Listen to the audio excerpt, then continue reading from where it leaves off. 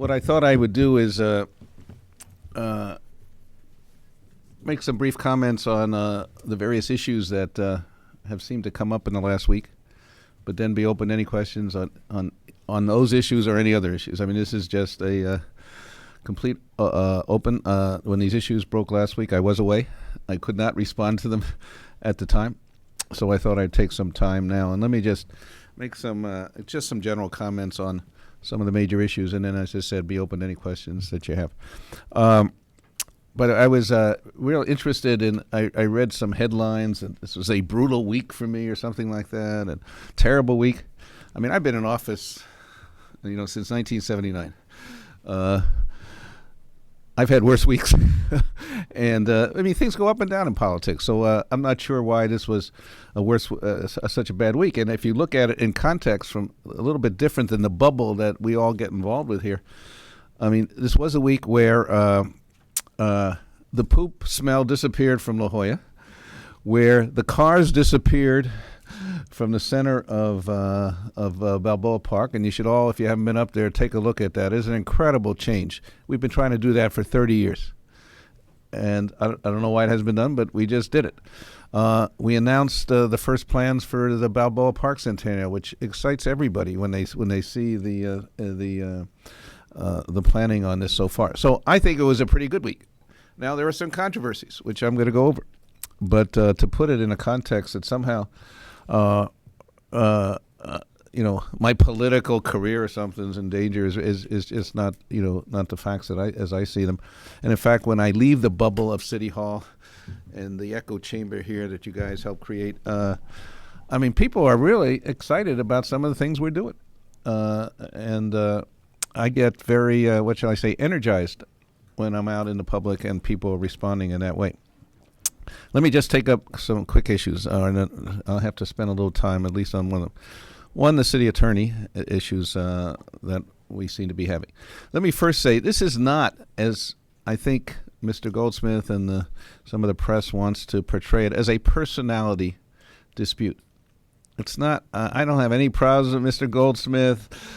This is not an issue. I don't have any problems with Mr. Jones. It's not the personalities or anything else. This is an institutional problem that every big city that has a strong mayor form of government and an elected city attorney goes through. There are conflicting kinds of roles and customers, I guess, or clients. People see it differently. The attorney sees it differently than the mayor. And this happens in every big city. In fact, most cities have gotten away from an elected attorney just because of those conflicts. But these are inherent in the model, and you try to figure out some way to find the balance and work those out. Because here we have an elected city attorney. He's responsible to the people of San Diego. He has clients that are like the city council, the mayor, which represent the city. Who are his clients? What if they're in conflict? I mean, those are real issues. They have nothing to do with personalities, nothing to do with anything. And you try to work them out. I think that Mr. Goldsmith has crossed the line in terms of trying to find that balance. You got to find a balance, and you got to find a working relationship. And I'll just give you a few examples when I said he's crossed the line. In the recent bond sale that we have authorized for Wall Street, you may know that now new federal law, partially motivated by problems that occurred in San Diego with previous bond issues, the top two officers, and it's not whether it's a public agency or a private agency, corporation, have to certify, and the top two in this case are the attorney, city attorney, and the mayor, that the statements in there are true. Because people have signed stuff, and then they said they didn't know what was in them, or they were accused of misleading the public and the market about what was in there.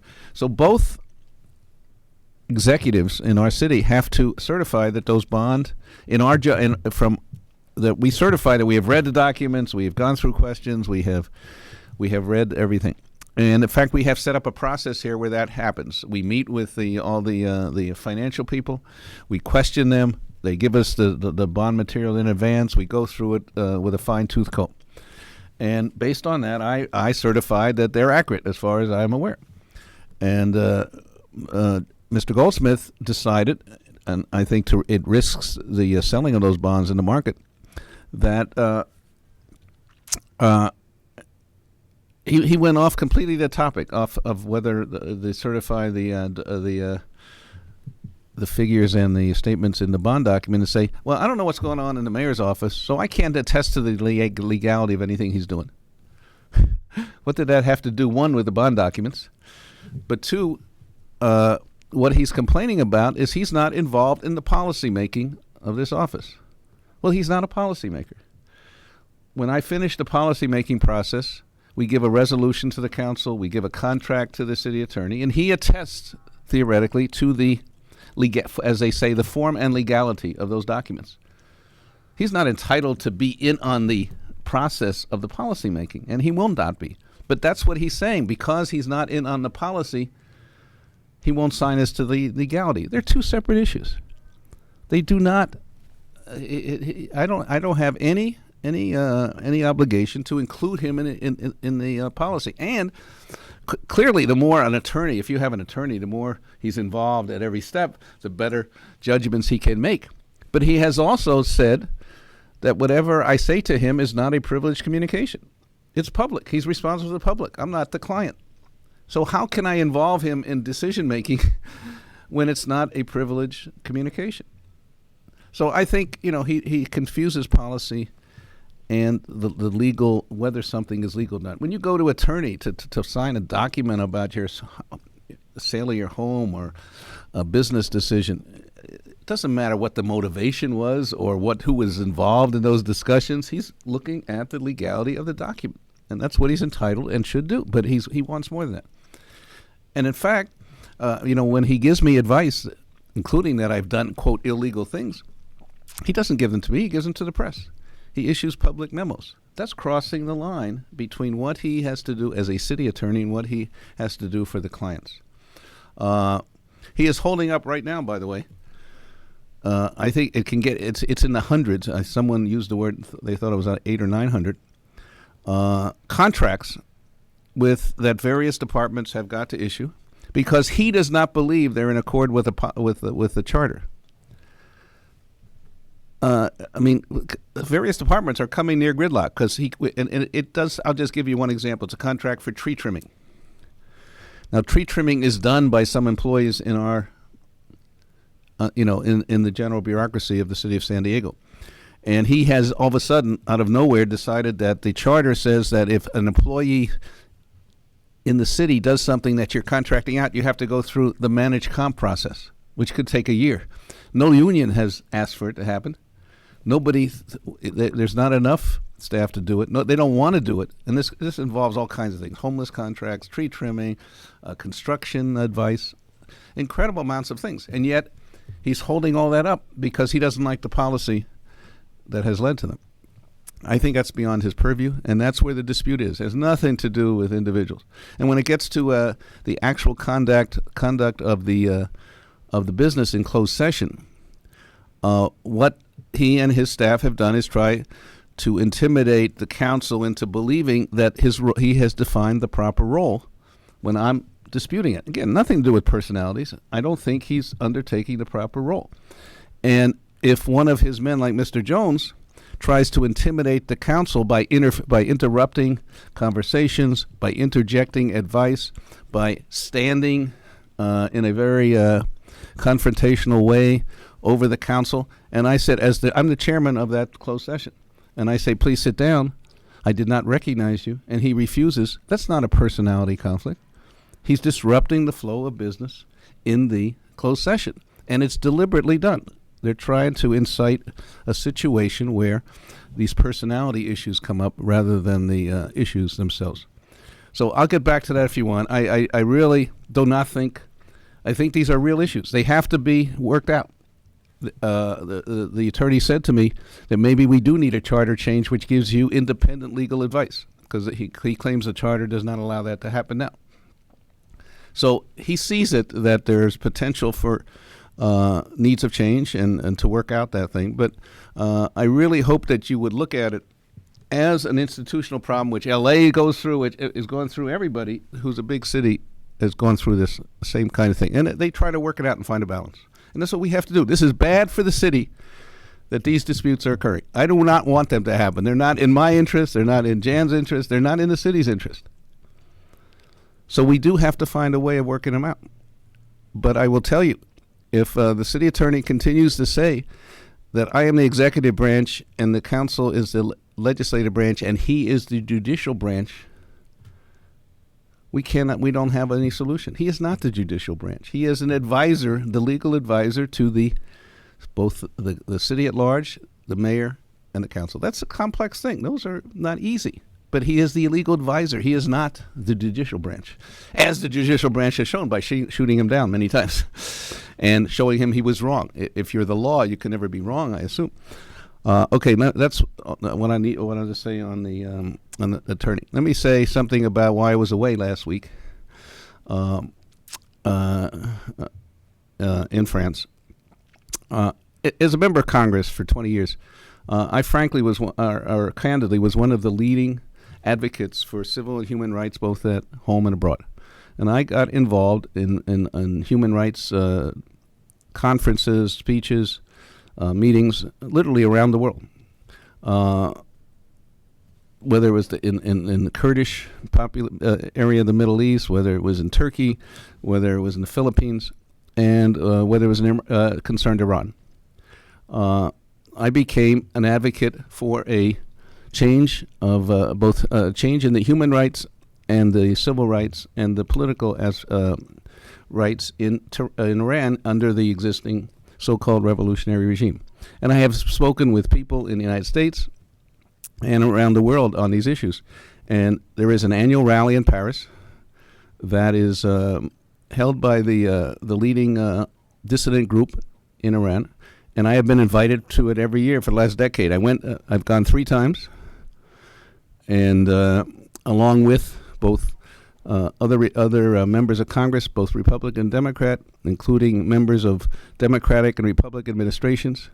I bonded with Mayor Rudy Giuliani there, with Andrew Card, the former chief of staff to President Bush, with the former Homeland Security, the first Homeland Security Secretary Tom Ridge, former Attorney General Mukasey, Governor Bill Richardson on the Democratic side, Congressman Patrick Kennedy on the Democratic side.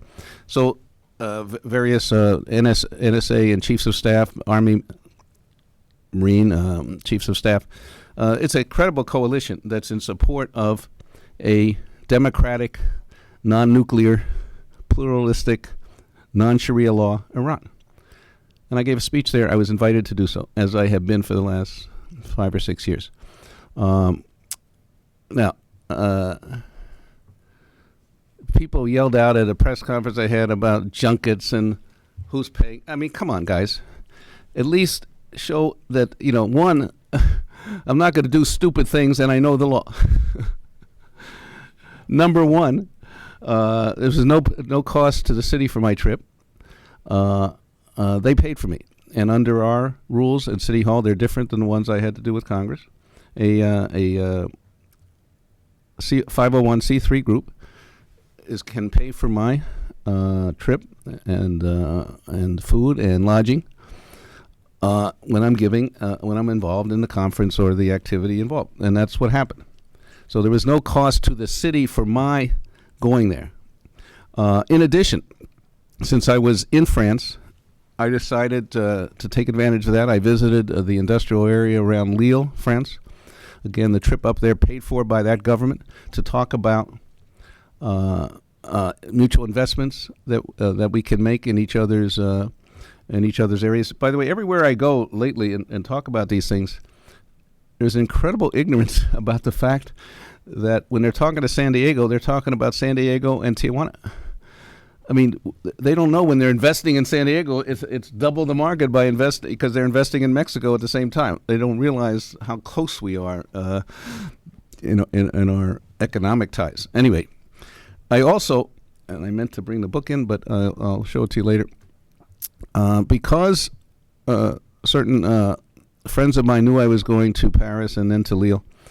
Lille is the center of a experiment to implement what is a new way of looking at the 21st century, and that's called the Third Industrial Revolution.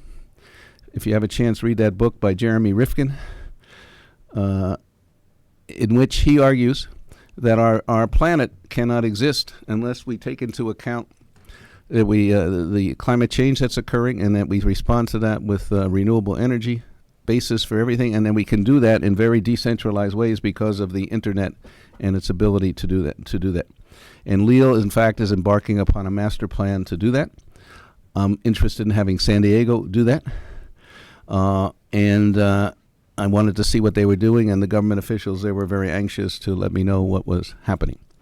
And I can go into that, and I will be going to that more into the future as we develop some plans on alternative, which I've already started in isolation, really, from overall master planning, but in terms of a climate master plan or a climate action plan and a renewable energy plan, we're moving in that direction in any case as a city. So my trip to France, in summary, was a business trip that was paid for by those who invited me to be part of a human rights conference and rally, paid for by the government bodies in Lille, the city, and their what do they call it? The provincial council government, to look at things that were helpful for our economy and for looking at our 21st century policies in renewable energy and in climate change.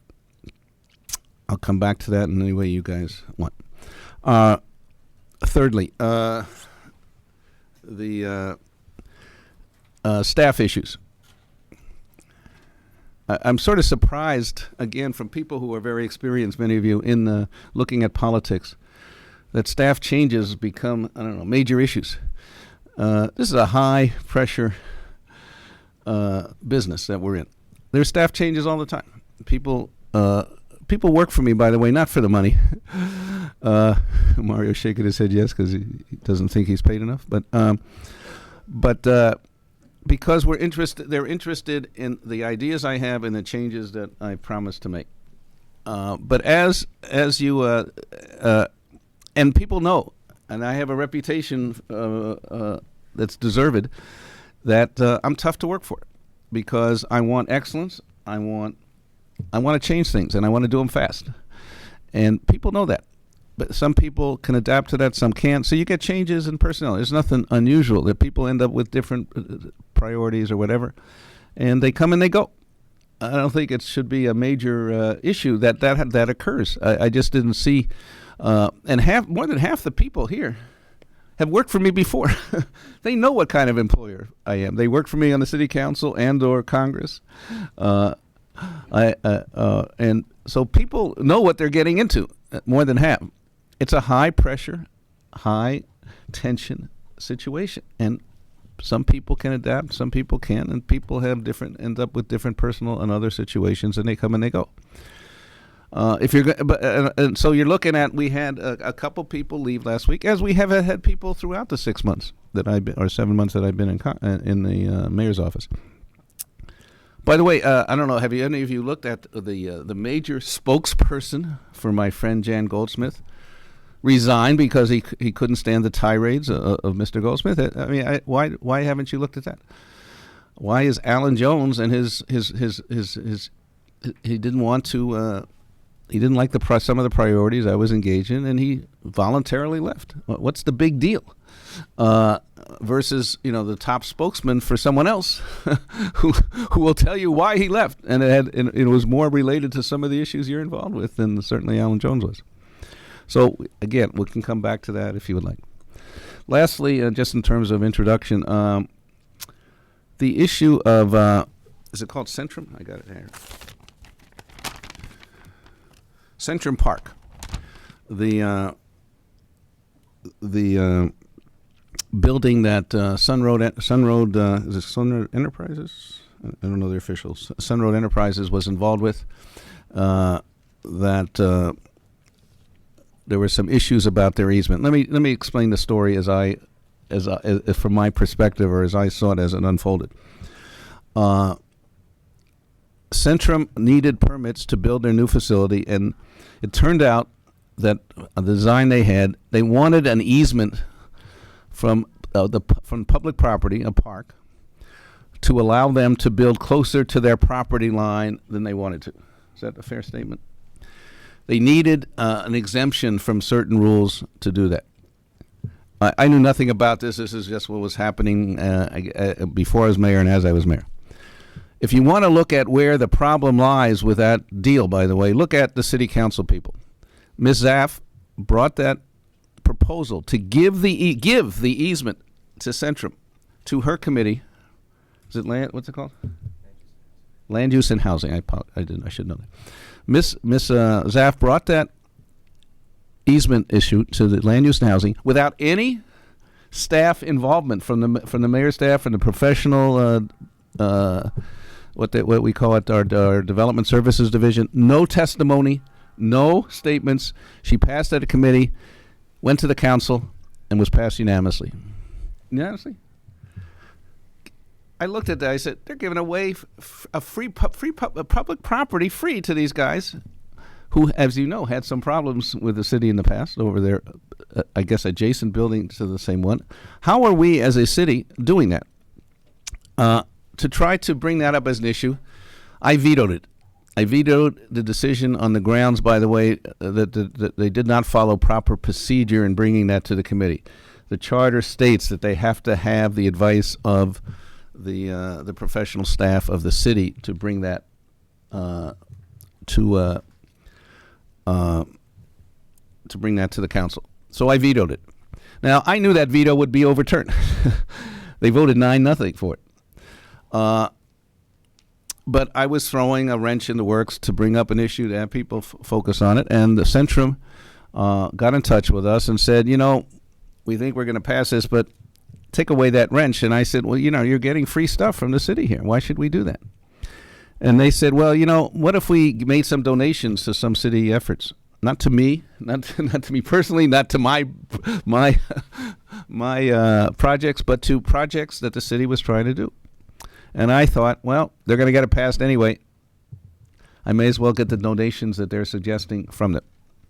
And I thought, and I instructed my staff to give them some idea of where we would want those donations, but it would go to the city. And they made out checks totaling $100,000 to 2 projects to the city of San Diego. Okay? That's how, so far, everybody with me there? It had just yesterday came to my attention. And I will give you this document if you have not seen it. There's a memo from Sun Road Enterprises to Alan Jones from their guys, Tom Story, who said, and I have never seen this document, and I have not been told about it by Mr. Jones, and it was contrary to my own orders to him, that they saw these checks as payment for the easement.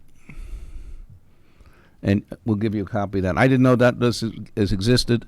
This came to light with a PRA request that was made by, I don't know if somebody in this room did, or so I got this document out of that PRA discovery. And it says that basically, let me read in consideration of this payment, the mayor will direct city staff to record the building restricted easements. I mean, I did not have any notion that was what they were doing.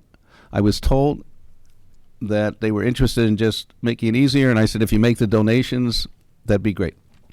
Because I couldn't stop it at the council anyway. So I think that's the story about Centrum as I understand it. I mean, from my perspective. I apologize to you, I apologize to the public for not knowing about this document before yesterday.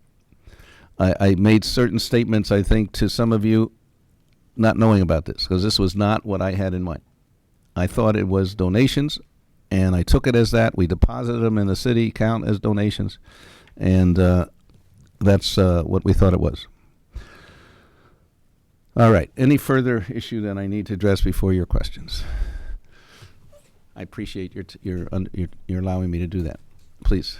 So last month I was here for the pen and paper session and asked you about Jeffrey Olson, who was the guy about the chopper. And at the time you had said that you've been known to defend the First Amendment rights, and you've even gotten arrested for it from time to time. I was wondering if you're going to do any more defending of First Amendment rights. I don't know. Just to review what Dorian, right, said. I became aware of this case through the attorney for Mr. Olson, is his name. I do not know him. And it looked apparently to me that we were prosecuting someone at the insistence of Bank of America for doing graffiti, basically, about political issues in front of their banks. I thought it was a ridiculous case. I mean, we're not, it's chalk. It's washable chalk. It's political slogans. And it's being, we're not even responding to the public's complaint. It was Bank of America. I said, why are we doing this? And so I asked both Mr. Gloria and Mr. Goldsmith to docket a discussion of this as whether we should continue that. And as far as I know, they never responded to me. They didn't docket it, and the case is proceeding. I think it's a stupid case. It's costing us money. Just as a side note, if that's what the attorney is prosecuting, I don't know if he needs as much money as his budget as he says he needs. But that's just a snide remark on the back. I don't know. The case has started. The judge has ordered gag rules and stuff. So I don't even know what the context is. I will continue if, as you just asked, to say this is a First Amendment case, as far as I can see. We're wasting our time prosecuting. They got 4 or 5 lawyers in there prosecuting, and he tells me he can't cut a few $100,000 from his budget. I mean, this is a nonsense prosecution, and I will continue to say that. In the past, you've done some press conferences about jury nullification and urging that. I was wondering if that has come up to you since that the judge isn't allowing person. Well, nobody has asked me about it. I mean, usually I respond to requests from an attorney or the or people involved, and nobody has asked me, so I don't need to get involved. But Vince just reminded me, by the way, did I say when I talked about the Centrum that as soon as I got this, we returned the checks? I'm sorry, I meant to say that. That is, in my view, these were not. I was not involved in a pay for the easement. And since that's what they considered it, I thought that was, I just returned the checks. So we did that as soon as I got, I had knowledge of that letter. Sir. So when was that? Yeah. When Yesterday. was that? Yesterday. As I said, I forget who asked for the PRA. Is somebody here? Reader asked for any documents that Alan Jones, or any communication Alan Jones had with Sunroad. Oh, well, you'll get. This is where I saw it. I signed the letter to you saying, "Here's your response." And then I saw this, and I said, Where did this come from?" So I saw that yesterday. I was really shocked because nobody had told me about it. We have copies. We'll get it out.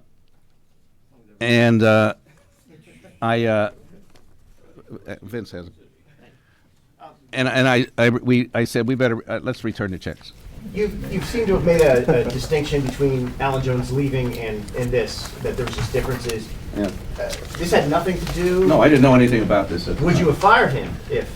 No, we would have had a heart-to-heart discussion. It seems, do you have officials who's signing something without your knowledge like this? Speak to that if you can. Well, I don't like it.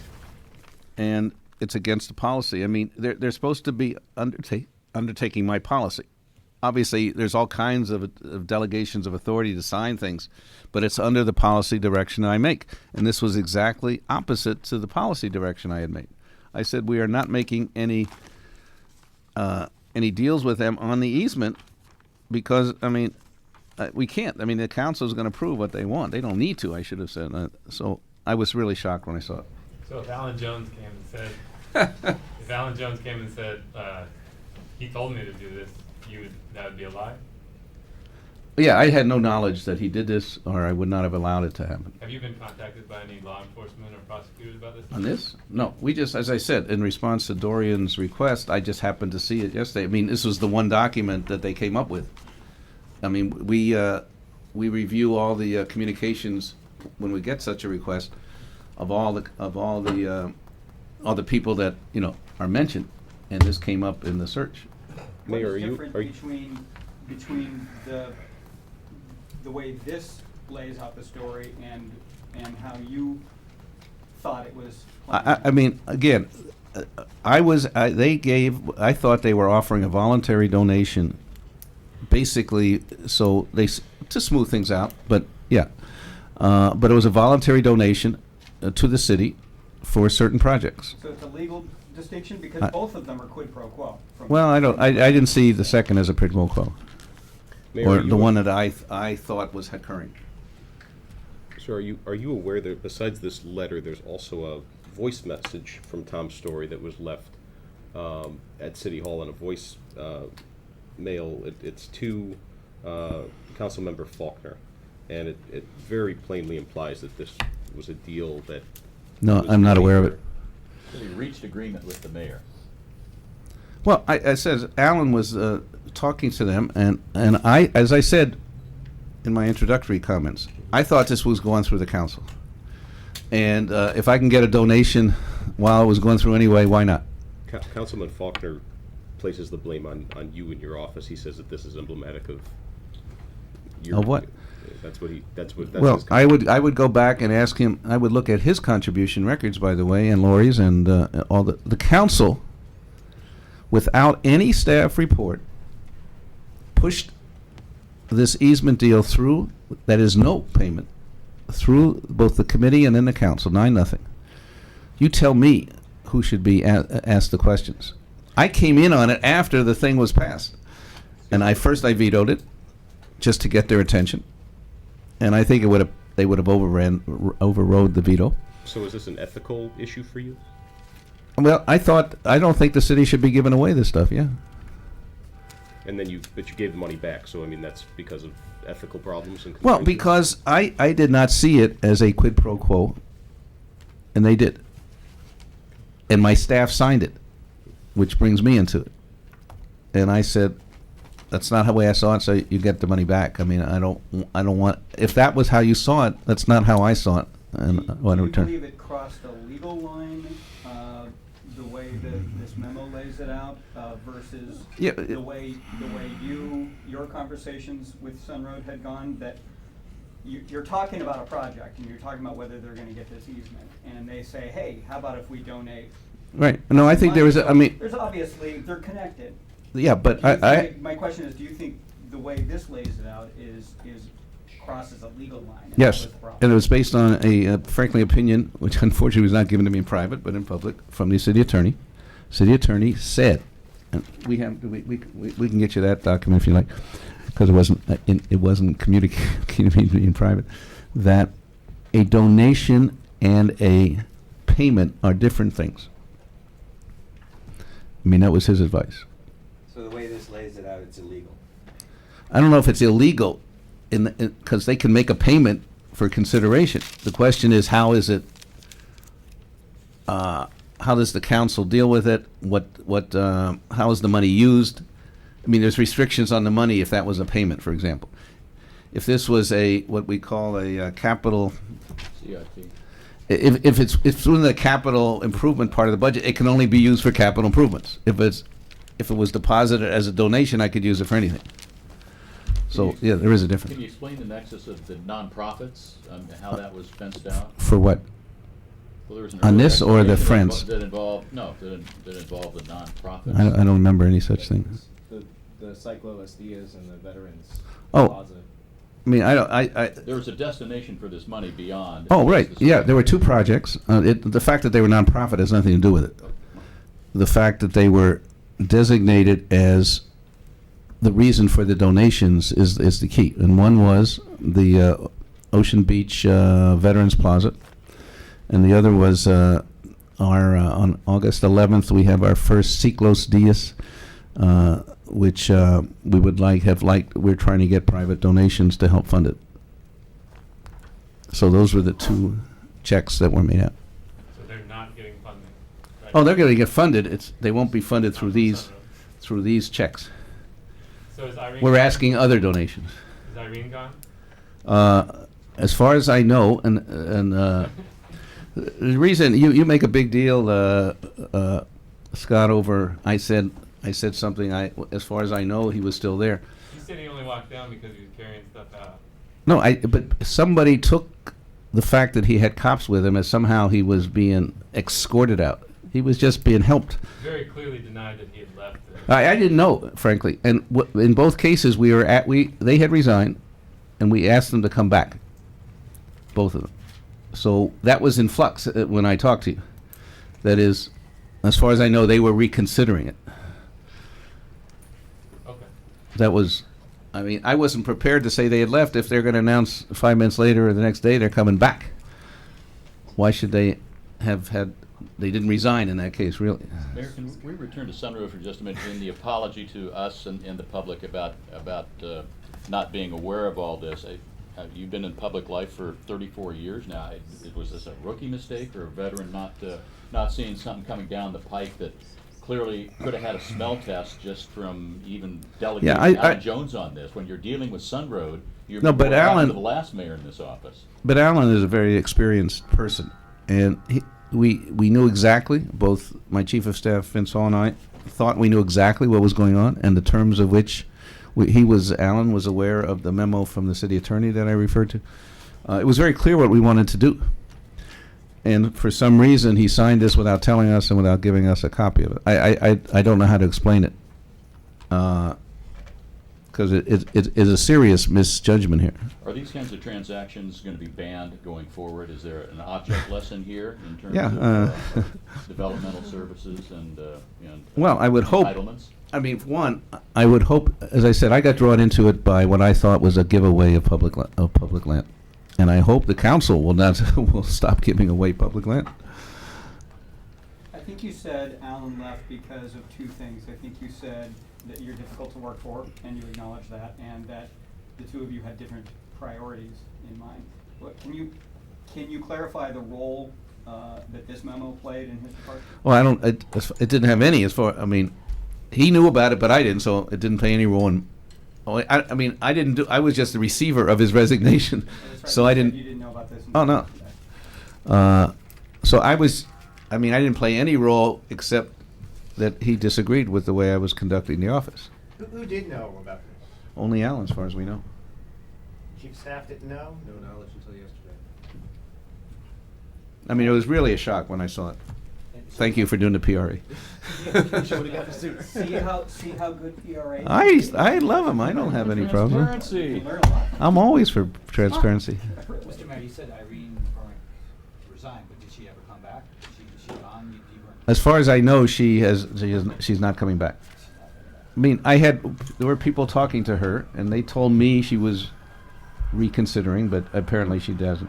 What were the circumstances of Jones and McCormick? Because one of the articles that Scott suggested that they came to you said they were. No, we had a staff meeting, and Alan decided that he should bring this up at a staff meeting, which he did. And I sort of said Bring what up? some of the issues that I said he resigned on. And I said, okay, I disagree with you, Alan. I don't want you to go, but if you feel you have to, what can I say? And I said, does anybody else want to resign? And that's Irene said, yeah, me too. So that's how. Mayor, can I ask you a question about your trip to Paris? Did your Yes, sir. security detail go with you? Yes. And who paid for them to go? Well, I mean, the city pays for that, and that whole discussion of security is one that I had long talks with the police chief when I took office. One, I'm not used to having security. I mean, I like privacy, and that takes away that. But he said, look, we are responsible for you, and we are going to make the decisions about your security based on the facts, not on the cost, not on whether you want it or not. I mean, I had been to those conferences without security, but now I'm the mayor, and he's responsible for me.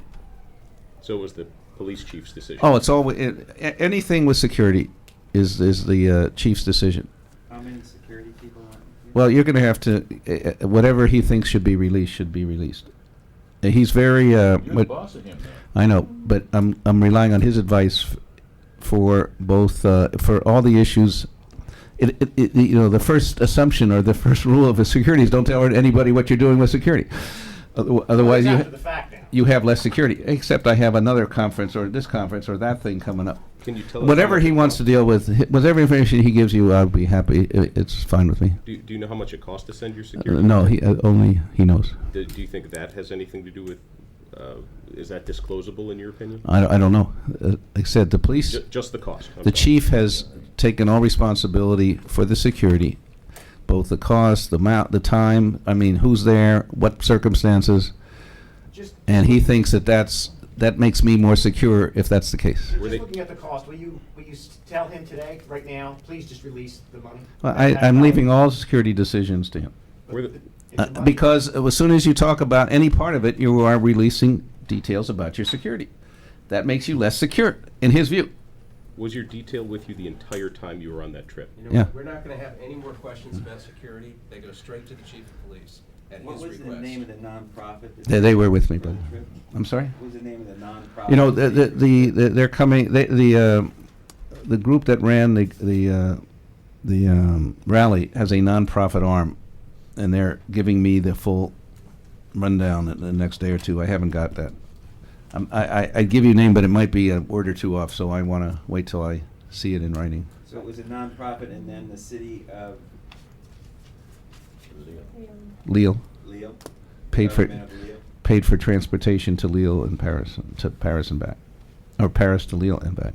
Paris to Lille and back. Yeah, what were the dates? When did you leave and when did you come back? I left San Diego on Friday the 21st and returned on Wednesday the 26th and was in Lille on Monday the 24th. Did your fiance go with you? Yes, she was with me. I believe you said earlier that it didn't, that the trip had there was no cost to the city, so. No but cost. there was- Except, I mean, no cost for my thing. Obviously, the security Right. part was covered by the police department. So we're not gonna find it. I'm sorry? How come you didn't publicly acknowledge that you were going to France? Security. What security threats? I mean, what the mayor of San Diego going to? You know, again, Oh, security you know, questions. but are come on, to I the mean, police but you request. use your head. I'm at a conference about that is about the most explosive place in the world, run by a regime that assassinates people. But you said So you yourself don't went think as that a- there might be a security effort? Well, you said you went as a congressman without. I security. couldn't do anything about it. Okay. I took the risk. The police chief has referred all questions to the mayor's office. Well, I don't think that he is responsible for security, and he will take all questions. If he doesn't want to answer them, that's his Who paid call. for the airfare, the hotel, and the meals? For your fiance. She paid for her meals and her lodging and her tickets, and the nonprofit paid for mine. Can we go Paid- back to? The nonprofit paid for your transport, your airfare, your taxi, your meals, your hotel, The- anything that went on there. That had to do with the conference. Otherwise, if it was a personal thing, I paid for it. And then at some point, did you take a break and go on personal time with your fiance and go somewhere on personal time? Just one day, Can we go back? and to I the- paid for that. Can we go back to the land use issues? I was at a moderating panel last night, and there's a guy that said you have to basically work with the mayor to get any project done. You have to make the mayor happy. What does it mean to make you happy on development? I don't know what the question means. Well, so you shut down 63rd and El Listen, Paso. it's never about me personally, Scott. I went with Marty Emerald on that one to a community meeting. I read all the documents. They were really upset with that building, and I thought they were right. I'm responding to the community. I'm not responding to what I like.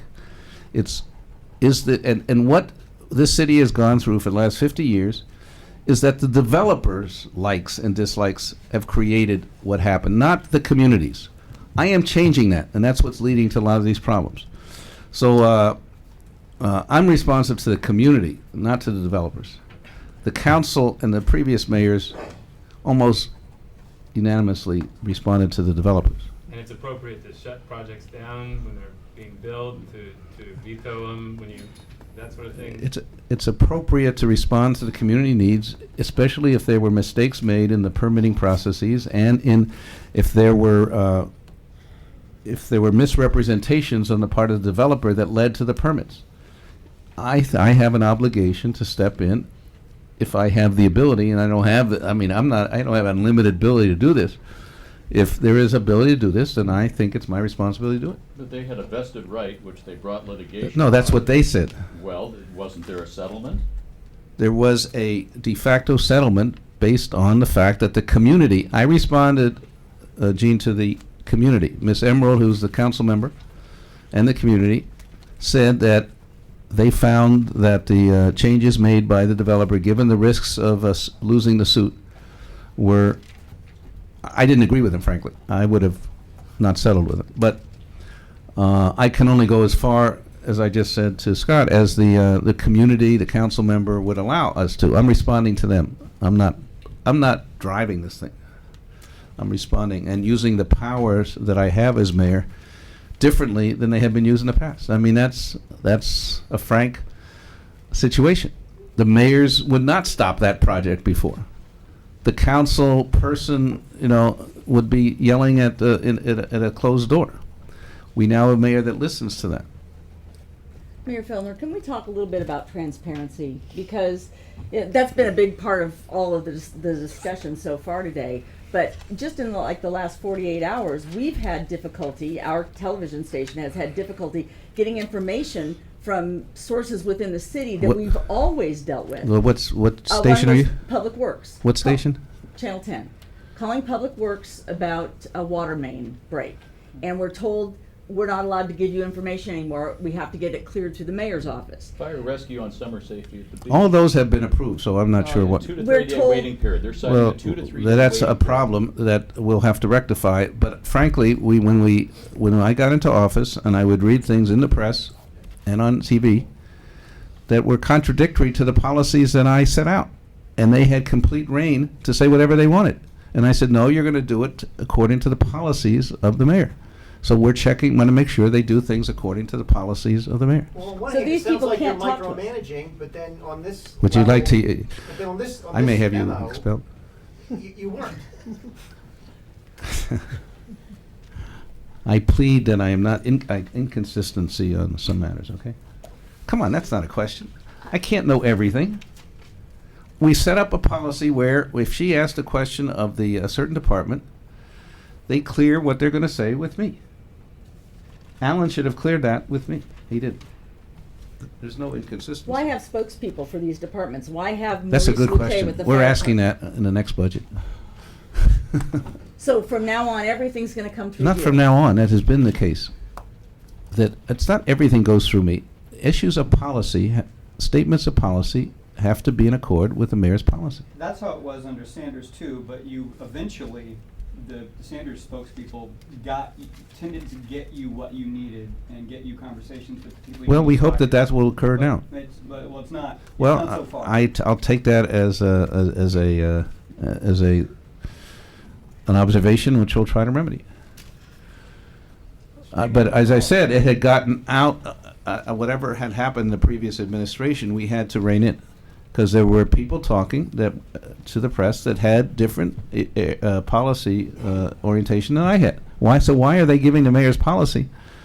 Why are they wrongly distributed? So we had to get that under control. But we're talking even just not policy priorities and not opinions about what should be done. What are we talking about? We're talking about just facts. Well, Sometimes it's just factual come on. information that we're trying to get. Well, I don't have any trouble with that, but David, facts and policy merge at some point, and sometimes a official will go to a TV station.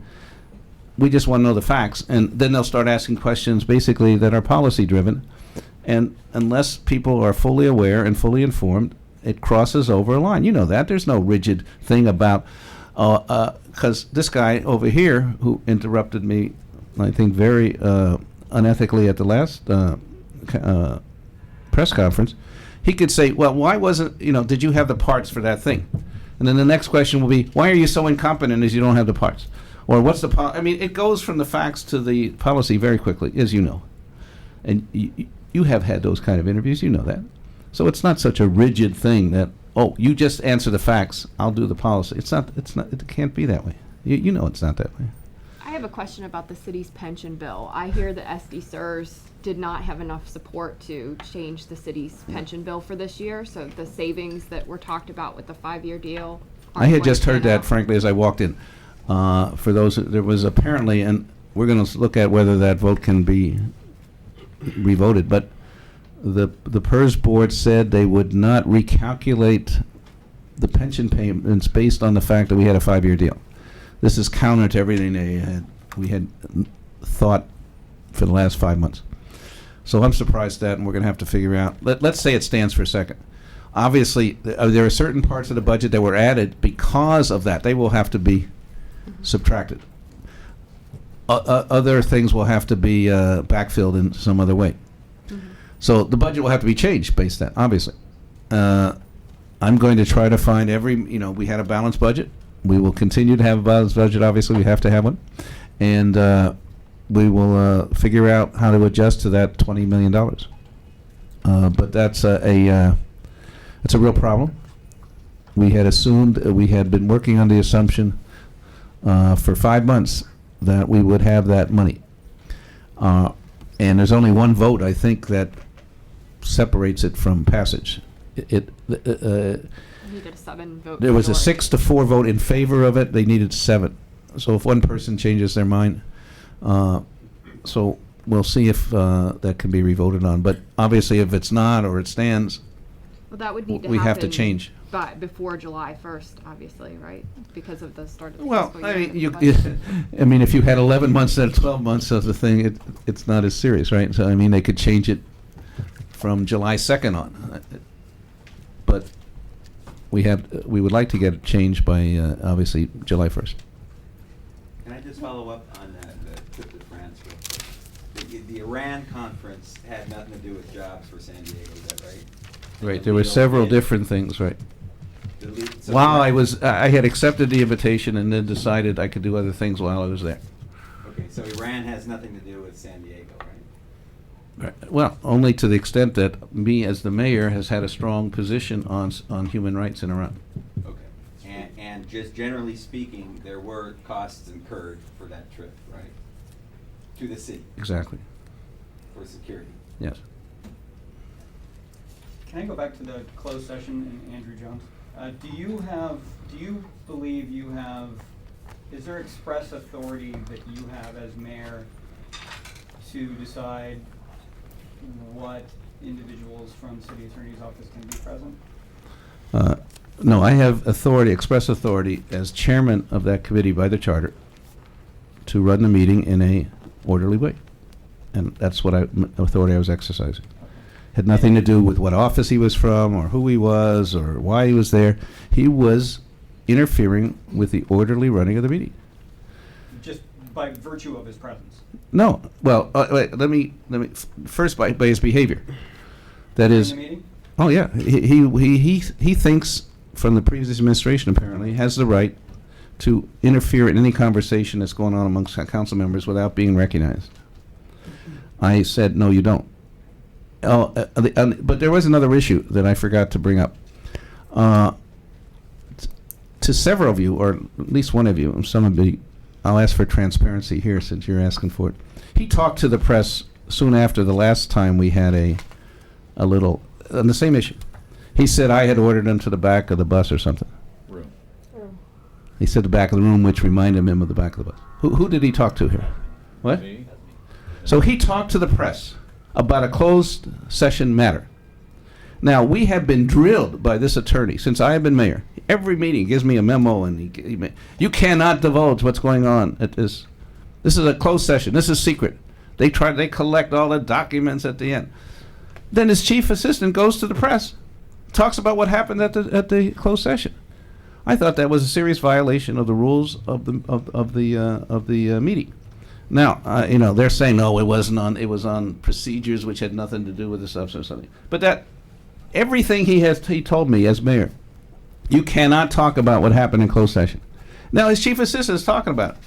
So the first chance I had, when I saw him standing and running the meeting, when I walked in there the other day, here's a man who should not be in the closed session. He's violated the rules of the closed session. And I said, based on that was the first thing I said, he should leave. We cannot trust him to be there. He has violated the rules. He said, no, I haven't. I said, yes, you have. Aren't you violating the rules by talking about that right now? No, we're talking, apparently it's not a violation of rules talking about that situation. And then, by the way, Do you have a problem with the transcript? yeah, I believe that the city attorney violated our rules by releasing those transcripts. He doesn't have the authority to release the transcripts of a closed session. That has to be, anything that has to do with a closed session is voted on by the majority of the council. And for him to release those, 2 days. What? In 2 days. Right, I mean, pretty quickly, right? You haven't had a PRA, so, and it wasn't even response to a PRA. Most of you got letters that said, well, since you asked for a PRA, nobody had ever asked for it. I'm giving you this, he just sent them out, right? Transparent. It sounds like Andrew Jones felt like he was being bullied because he was a black man. Andrew Jones was trying to the chairman was trying to bring Andrew Jones under the order of the council because he was disruptive of the meeting, because he was disruptive. Are you a bully? I know, I was the chairman. I tried to run an orderly meeting. Generally He speaking, continually, your style. no, I'm not a bully. He continually interrupted the movement of the meeting. Did any of the, I don't know what's the word, redactions, the redacted material in the transcripts that appeared in the Union Tribune 2 days after the meeting, did you take a look at what was redacted, and did you find any of it interesting? I couldn't tell from the way it was done what was redacted. And beside, Well, I don't even have. it was- I got to find out. This is what I have to find out if I have access to the minutes. I've never seen the minutes before. It was a lot of what different council members were Said. saying. Yeah, I don't. Amid your confrontation with Andrew Jones. I don't know what council members were saying that was redacted, and I believe the answer that you actually gave me was that they were talking about things that were on the agenda. I presume, I don't. That's what Which is they. odd, because it's coming in the middle of a confrontation about whether. Yeah, I have no idea what should was- be there. They're just Right. suddenly just having a side conversation about agendized. I don't have any idea what was redacted, frankly. I mean, all I saw was I couldn't tell what was redacted even. It was just blank space in the copies I got. Did they say redacted or anything? I don't even think it was Yeah, said. it was like a person's name, and you could see the Right. person's name, but. And then there was rest of just the space, was- right, yeah. Was blacked out. Right. You got a different. It wasn't edition. blacked out. It was just empty. You got a different edition. Yeah. Really? Yeah. You're right.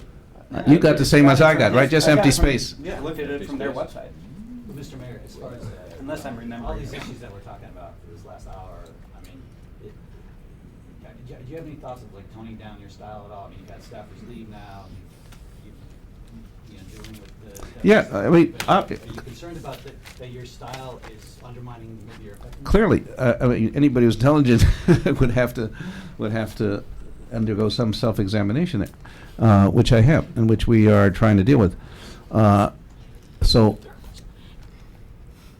yes, the answer is yes, but also most of the issues, and they have become personality out of the politics of a thing. That is, the people who have refused to accept that I'm trying to make changes, and they don't want those changes, have decided to demonize me through these personal, to view me through these personal things like bully and other things.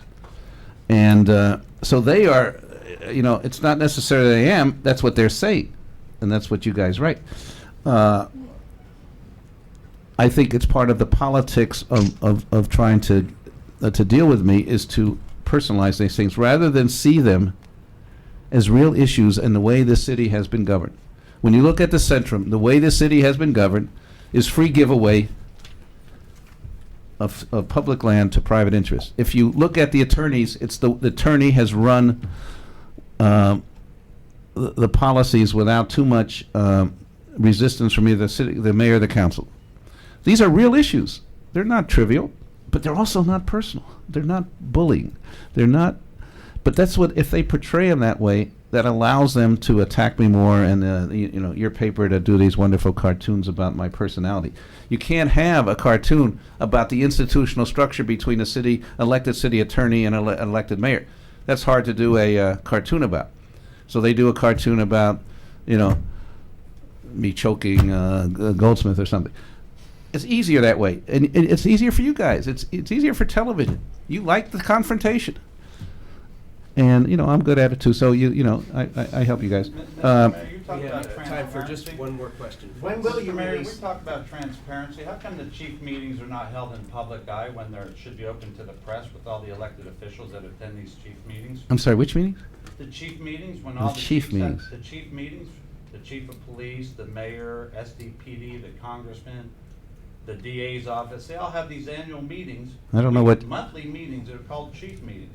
I don't know. They I've should never be heard open of to a the chief. press, I but have they're no not. idea what you're They're talking held about. behind closed doors. I have Why? never heard of what you're talking about. I don't know what a chief meeting is.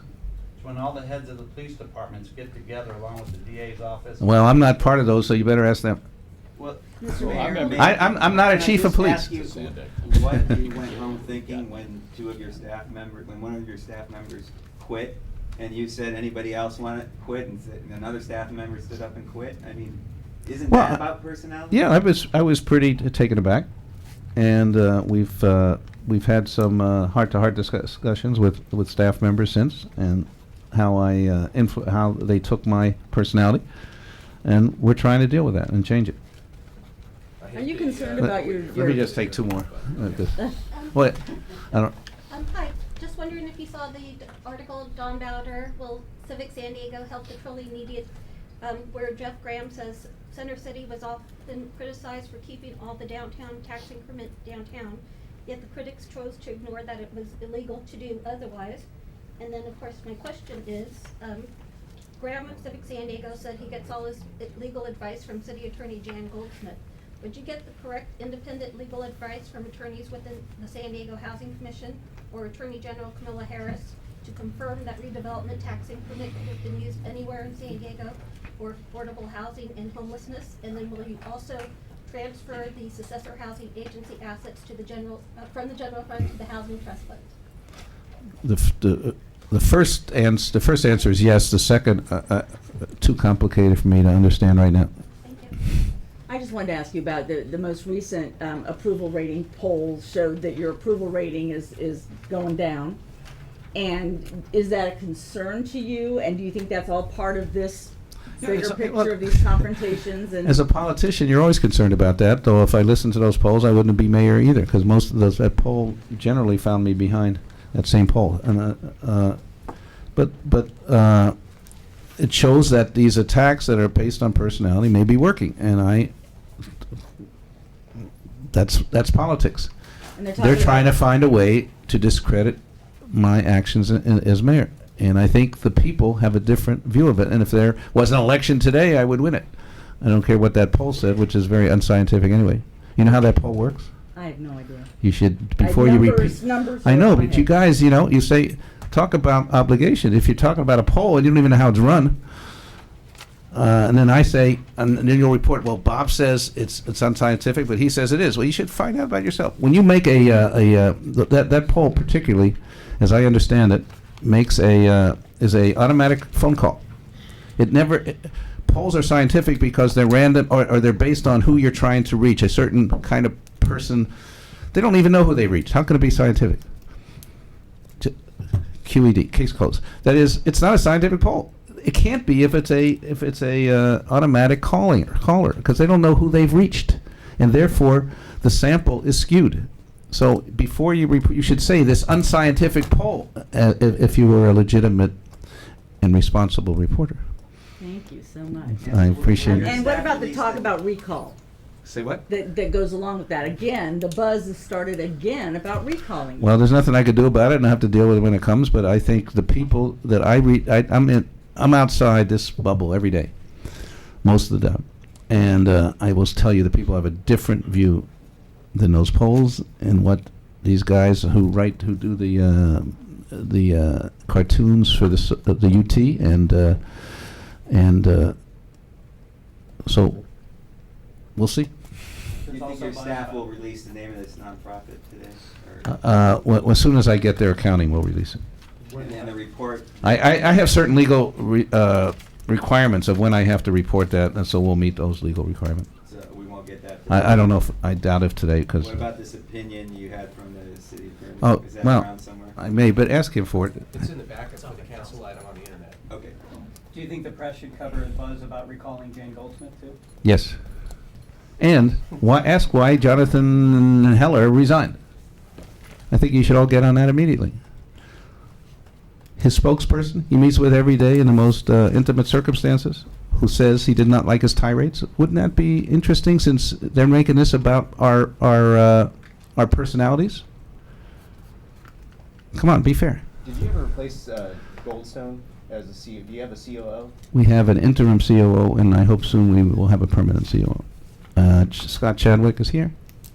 Scott is the interim CEO, has been a great help of the transition. We've had an interim chief financial officer also, and we hope those are made permanent within the next few weeks. Thank you. Thank you all very much. I look forward to more transparency. Does others